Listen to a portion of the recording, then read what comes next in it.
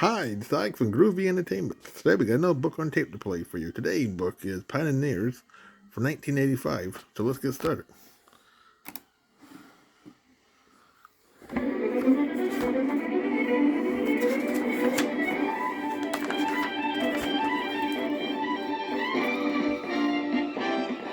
Pioneers.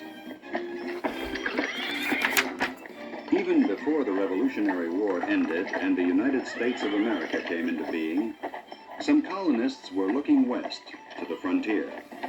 For these hardy pioneers, the colonies, with their still small populations, had become too crowded and too civilized. The same dreams that had brought them and their parents to the New World were luring them into the wilderness beyond the Appalachian Mountains.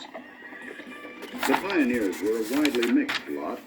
They were trappers and farmers, hunters and shopkeepers, missionaries hoping to convert the Indians, and criminals running away from the law. They were scholars and artists, adventurers and visionaries. They traveled west for cheap or free farmland, for gold or fur pelts, or for the chance to trade with the Indians.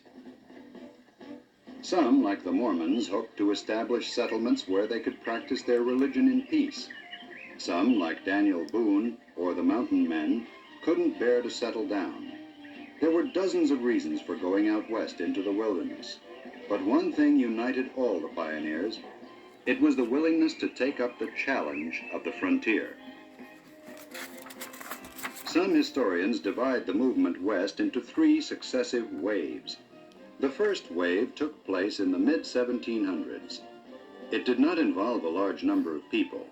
That was because the area west of the Appalachian Mountains was, until 1763, the scene of a series of battles known as the French and Indian War. Then, when the war ended, the British government prohibited the colonists from settling in the area. The second westward wave began about the time of the Revolution and lasted roughly 60 years. During this period, the pioneers pushed the frontier as far as the Mississippi River. The last wave began during the 1830s and spanned about 20 years. During this time, the pioneers extended the frontier to the Pacific Ocean. By the mid-1800s, the railroads and the telegraph had opened the West to business, easy travel, and a more civilized way of life. But for the early pioneers, the going was rough and often dangerous. The rich lands and forests of Kentucky were the goals of the first pioneers. In the mid-1700s, only a few people had actually seen this area, but it was praised throughout the New World and Europe as an earthly paradise. The stories made it sound so tempting that even the rugged mountains and uncharted forests couldn't stop the pioneers from setting out for Old Kentucky. Led by Daniel Boone and other trailblazers, the pioneers struggled over the Appalachians. There were no roads or bridges. They had to chop their way through forests to get their small supply wagons past the trees. They had to build rafts to carry their possessions across rivers. Some days the going was so rough that they didn't cover more than a mile. Anything the pioneers could make with their own hands was left behind. But they did take iron utensils, such as a corn grater, a large cooking pot, a kettle, a three-legged skillet, and a long fork and ladle. The pioneers also brought basic tools such as axes, saws, hoes, plows, hammers and anvils, knives, rifles, and molds for making bullets. If the family owned a feather bed, it went along. So did extra clothing, blankets, pewter plates, a few pieces of china, and a clock. Most of the pioneers who moved west were farmers. Their first task in the wilderness was to get a piece of land. They bought their farm site from a land company or from the government. In both cases, it was very inexpensive. Still, the cost of land, which was never more than $2 an acre, was beyond what some farmers could afford. So these pioneers simply settled on a piece of public land and began working it. People who didn't own the property they lived on were called squatters.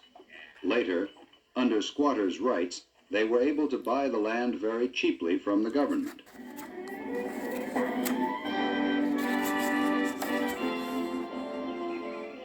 The best farmland was fairly flat, not too rocky, and near a stream. Whenever possible, pioneer families settled rather close together.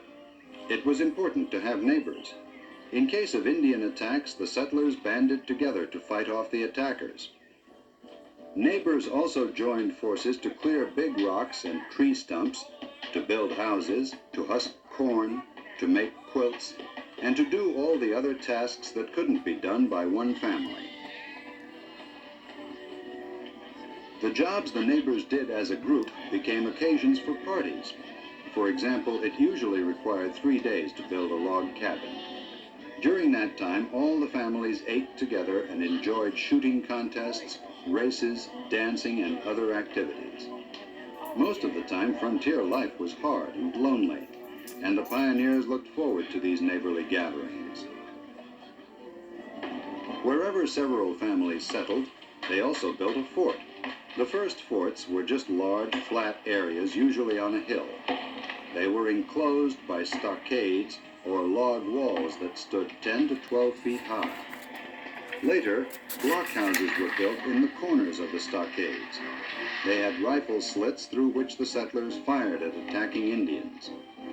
There were also a few small cabins built along the inside of the stockade. Newcomers to the area lived in these cabins until they could build their own homes. Pioneers tried to reach their homestead and get the land cleared before planting time in the spring. Nothing was more important than being able to harvest enough food for the coming winter. So, the first spring and summer were spent doing little else except working the land. Meanwhile, the family lived in an open lean-to called a half camp. It was like a wooden shed with an open side that faced the fire, which was used to cook, to provide warmth, and to frighten off wild animals. The main crop of most pioneer families was corn. It was eaten at every meal, as corn on the cob, as hominy, or ground up and made into bread, pancakes, and cereal. The farmers also had vegetable gardens, sheep, a dairy cow or two, a few chickens, and hogs.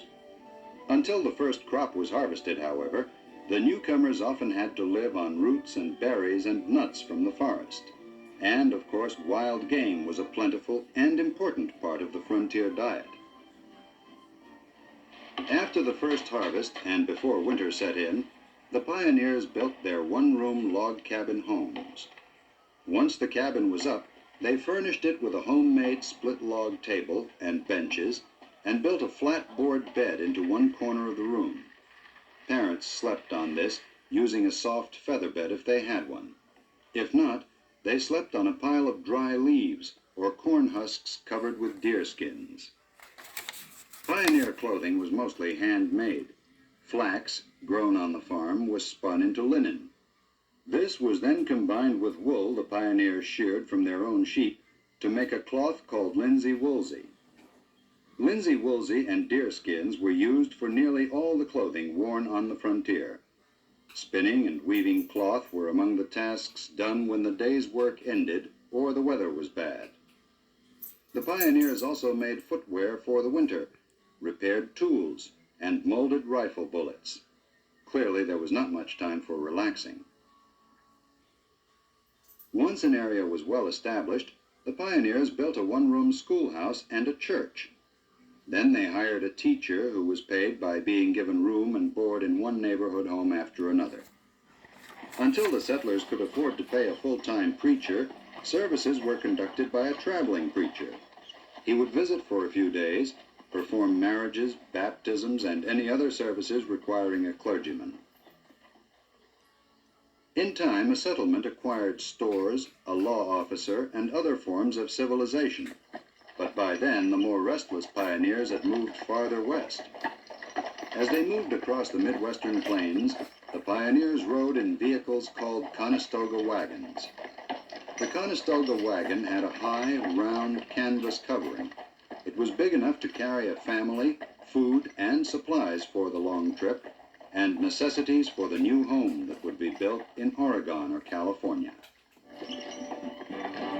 By the 1840s, the jumping-off point for the wagon trains of pioneers was Independence, Missouri. Here, a large group of families would join together under a leader they elected.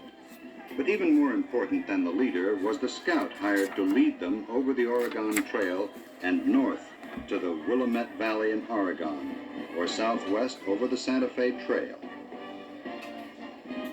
The scouts, such as Kit Carson and Jim Bridger, were also called pilots. They were the only ones who had actually been through the wilderness. They knew when to hit the trail, how fast to travel, what to take, where to find food and water, and how to avoid trouble with the Indians. Wagon trains that ignored the advice of their scouts often ended in tragedy, with many of the pioneers dying in the arid desert or the snow-filled mountains, or being wiped out by Indian raiding parties. Yet nothing, neither hardship nor disappointment nor death, could stop the movement west. The dream of the frontier was stronger than its threats and dangers, and the age of the pioneer didn't end until there was no frontier left to conquer.